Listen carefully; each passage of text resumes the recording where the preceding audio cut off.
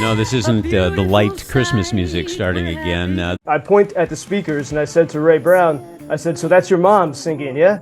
And he said, "Sure is." I asked the woman, I said, "What's the difference between Russians and Ukrainians?" And she right away, one word, liberty, here in Kharkiv on February 23rd, after day 364 of Russia's war on Ukraine.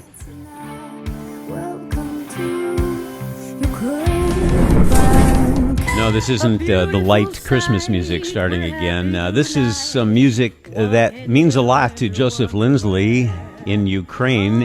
And tell us the story about this, Joe. It was 1 year ago today, wasn't it? 1 year ago today, February 23rd, in the evening, I entered the LV Cafe Jazz Club in Lviv. And, obviously, rumors were swirling, throughout the whole world about an upcoming Russian invasion of Ukraine. But on this day, February 23rd, people were confident. They were happy. In the cafes of Lviv, you could still hear Christmas music, such as this song. And I walked into the jazz club, and as this song was playing, Ella Fitzgerald singing Winter Wonderland, it was playing in between sets. And I sat down for a beer with some musician friends. And among those friends was Ray Brown Jr. And I point at the speakers and I said to Ray Brown, I said, "So that's your mom singing, yeah?" And he said, "Sure is." Ray Brown is the son of the great legend Ella Fitzgerald. He's a jazz musician himself, and he'd been living in Ukraine. He got married here. He loved life here it's a free country.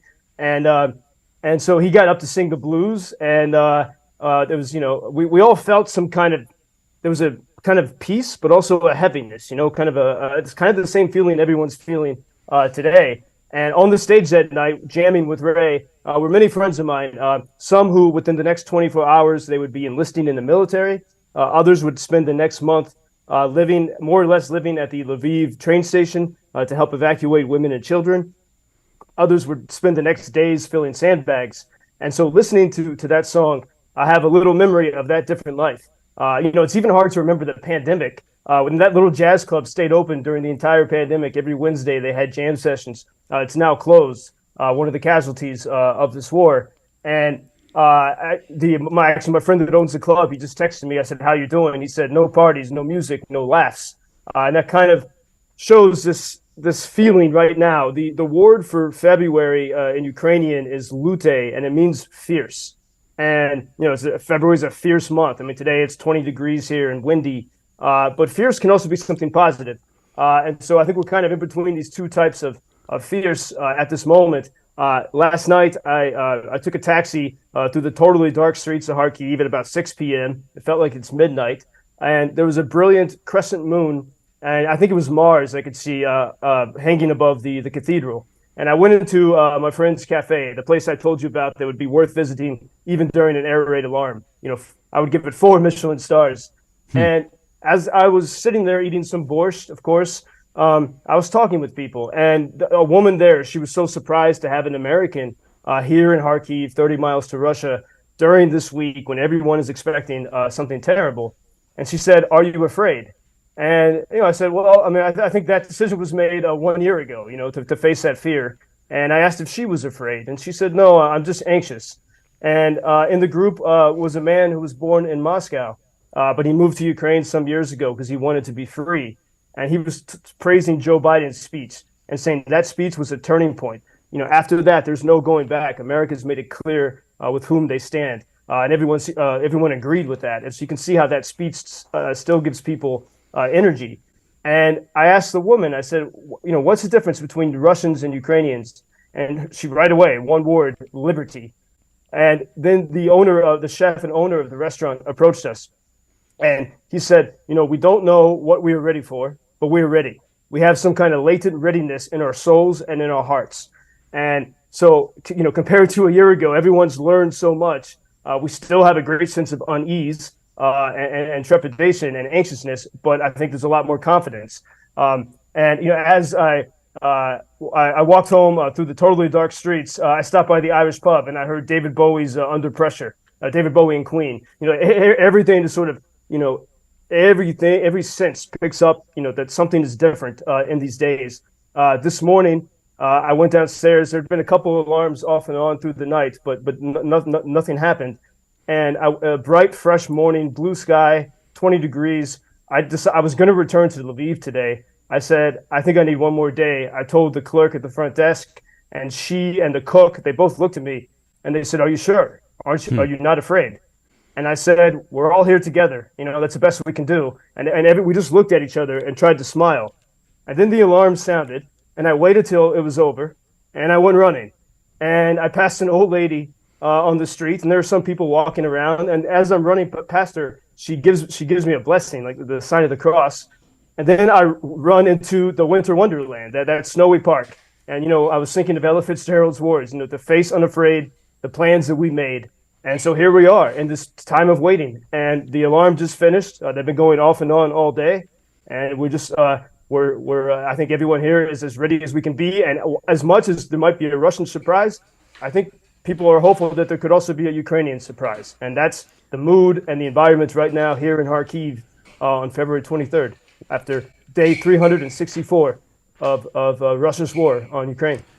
Joseph, your spirit and the spirit of the Ukrainian people, so admirable. And those stories that you just shared with us, that is exactly what Neil Steinberg pointed out in the Sun-Times yesterday as being so remarkable and so worthwhile and so unique. We so appreciate that. I have a couple of quick questions about your Ella Fitzgerald story. Ray Brown Jr., Ella Fitzgerald's son, did you recognize him as Ella Fitzgerald's son right away? And why is he living in Ukraine? Why was he there? He had been in Ukraine for several years, and he met a Ukrainian woman. But there was actually, during the pandemic especially, I met a lot of African-American musicians, black musicians from America, who loved playing the Ukraine. And one of them from South Carolina, I asked, I said, why do you like these audiences so much? And he said, because we have a history of oppression, just like the Ukrainians do, and they connect with the blues, and so Ukraine was such a and still is, but was such a tolerant and welcoming and lovely society, as I saw when I got stuck here during the pandemic, and so Ray simply loved living here, and he lived in the center of the country, and I had musician friends who introduced me to him many months before, and he would come to Lviv now and then.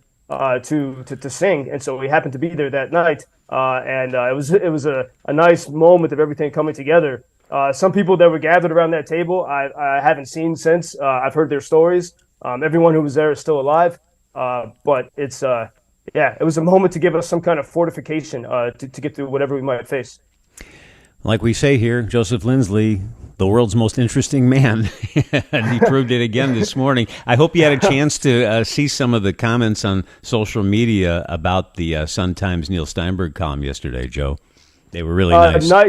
I will look at those this afternoon as I sit in this atmosphere of waiting. And if anyone wants, you can visit UkrainianFreedomNews.com. You can subscribe to our daily Substack newsletter and our YouTube channel. And if there is any crazy thing that happens, we'll be sure to keep you posted. And I put a link also to on our website, NPR Morning Edition. A great reporter, Joanna Kakisis, has a fantastic interview with people who survived the Russian occupation in Kherson. And I really recommend people listen to that. So you can find it at UkrainianFreedomNews.com. And also, if you go to our website, we post various links that you'll be interested in, and all of Joseph's reporting on a daily basis. All right, good luck to you. Be well. We'll talk tomorrow, Joe. Until tomorrow, thanks. Yes, sir. Thank you for introducing Ukraine on your social media pages. That's very important, that much more people can get more information about the situation here and how everybody can help Ukraine to stay stronger and to save all the world. Что он сказал?